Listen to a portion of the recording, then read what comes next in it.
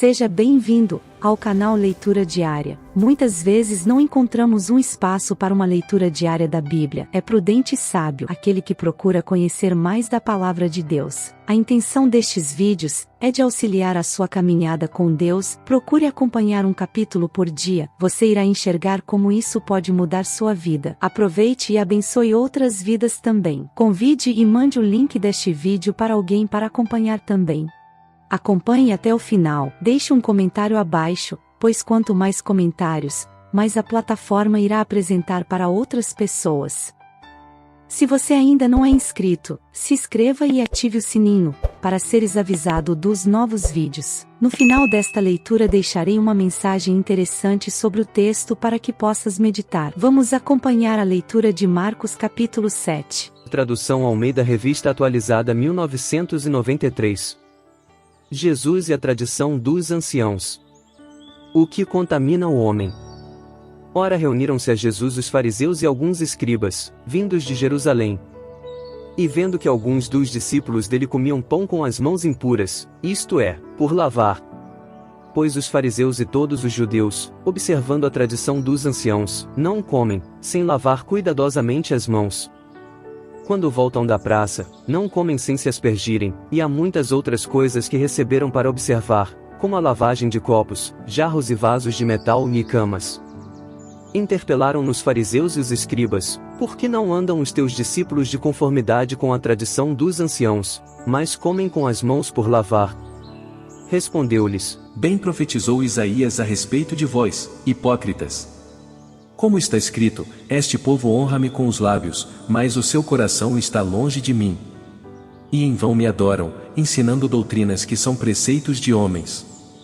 Negligenciando o mandamento de Deus, guardais a tradição dos homens. E disse-lhes ainda: jeitosamente rejeitais o preceito de Deus para guardardes a vossa própria tradição, pois Moisés disse: honra teu pai e a tua mãe, e quem maldisser a seu pai ou a sua mãe, seja punido de morte. Vós porém dizeis: se um homem disser a seu pai ou a sua mãe, aquilo que poderias aproveitar de mim, é corbã, isto é, oferta para o Senhor, então o dispensais de fazer qualquer coisa em favor de seu pai ou de sua mãe, invalidando a palavra de Deus pela vossa própria tradição, que vós mesmos transmitistes, e fazeis muitas outras coisas semelhantes. Convocando ele de novo a multidão, disse-lhes: ouvi-me todos, e entendei. Nada fora do homem, que entrando nele, o possa contaminar, mas o que sai do homem, é o que o contamina. Se alguém tem ouvidos para ouvir, ouça. Quando entrou em casa, deixando a multidão, os seus discípulos o interrogaram acerca da parábola. Então lhes disse: assim vós, também não entendeis? Não compreendeis, que tudo o que, de fora entra no homem, não o pode contaminar? Porque não lhe entra no coração, mas no ventre, e sai para lugar escuso. E assim considerou ele puros todos os alimentos. E dizia: o que sai do homem, isso é o que o contamina. Porque de dentro do coração dos homens, é que procedem os maus desígnios, a prostituição, os furtos, os homicídios, os adultérios, a avareza, as malícias, o dolo, a lascívia, a inveja, a blasfêmia, a soberba, a loucura. Ora, todos estes males vêm de dentro e contaminam o homem. A mulher Ciro-fenícia, levantando-se, partiu dali para as terras de Tiro e Sidom. Tendo entrado numa casa, queria que ninguém o soubesse, no entanto não pôde ocultar-se.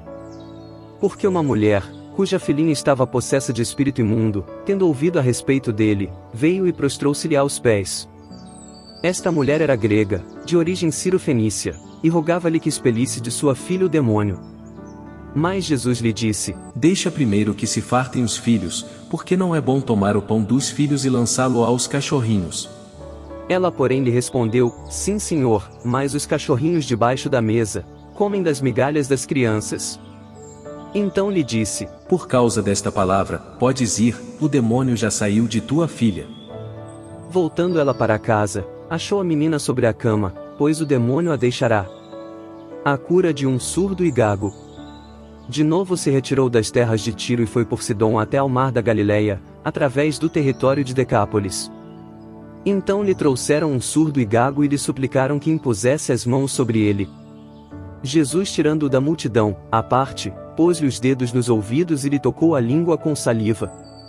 Depois, erguendo os olhos ao céu, suspirou e disse: Efatá, que quer dizer, abre-te.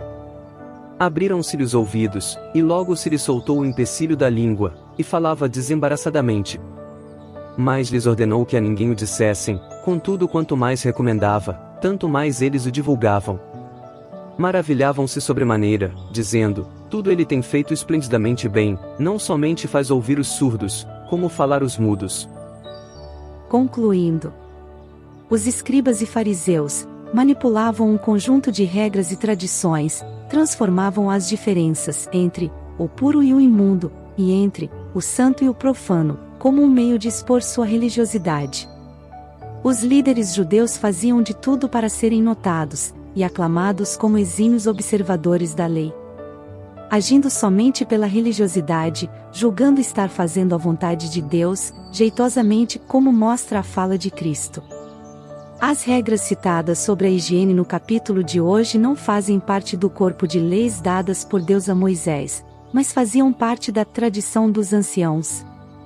Jesus não condenou as leis de higiene e nem as leis de saúde, e sim a maneira como elas eram observadas. Os escribas e fariseus lavavam as mãos várias vezes, para mostrar uma falsa santidade, mas contudo, os seus corações estavam cheios de imundícies. E por mais que Jesus os advertisse, a dura cerviz os impedia de entender o que realmente importa aos olhos de Deus. O apelo de Cristo para que toda a multidão compreendesse o real significado de suas palavras. Jesus não os estava criticando, mas chamando a atenção de todos, quanto ao uso do rigor das tradições em detrimento da lei de Deus. Pois eles colocavam os rituais religiosos acima da lei de Deus. Se observarmos com atenção a lista dos maus desígnios no versículo 21, o que procedem do coração humano, perceberemos que todos eles estão relacionados com a quebra dos 10 mandamentos. A lei de Deus, portanto, funciona como um espelho, para que possamos reconhecer a nossa natureza pecaminosa e a nossa necessidade de um Salvador, e não para contemplarmos a nossa própria imagem com orgulho de um legalista. Deus não nos chamou para sermos juízes de nossos irmãos, e sim, para sermos servos uns dos outros. Deus nos conhece e sabe exatamente o que somos na essência. E todo aquele que ama a Deus e o busca não sentirá orgulho próprio. A bênção do Senhor e a sua aprovação não depende do que fazemos ou deixamos de fazer, mas do que permitimos que o Espírito Santo realize em nós. Toda súplica com humildade promove o maior dos milagres, que é a transformação das obras da carne em fruto do Espírito. Deus quer de nós intimidade e menos religiosidade. Para falar com Jesus Cristo não precisa de formalidades. Ele quer intimidade e retidão de todos nós que servimos a Deus. Que Deus abençoe grandemente teu entendimento. Amanhã acompanhe Marcos capítulo 8.